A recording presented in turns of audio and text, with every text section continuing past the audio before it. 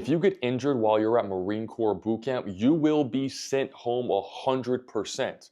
Now, that's what most people think when they go to boot camp and they get injured. But the truth is, it honestly depends on the severity of your injury. Because if you have a minor injury, something that's small, you sprain a finger, you sprain an ankle, something that you can continue training on, what's going to happen is your drill instructor is going to put you with a corpsman and they're going to evaluate you. They're going to wrap your ankle, they're going to wrap your wrist, or they're going to tend to your minor injury, and you might sit down for a little while, but they're gonna get you back in the fight the same day. You're not getting dropped, you're not getting recycled, you're not getting sent home. Now, let's say you have a bigger injury. Let's say you break an ankle, God forbid.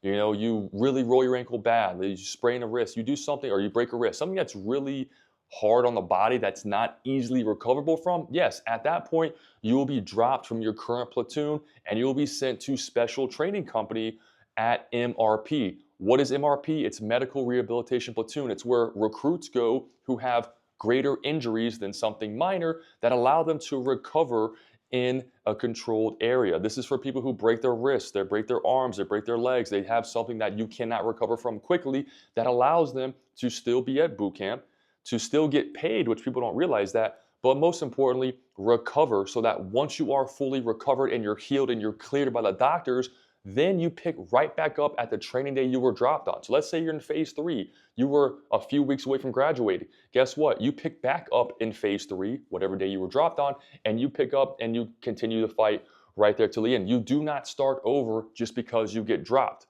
Keep that in mind. People think if I get dropped, I start from the beginning and so on and so forth. It doesn't work like that. You start right back where you were dropped at and you get back in the fight, etc. Now, let's just say your injury was so bad, you have a hip fracture or something that's just not going to heal.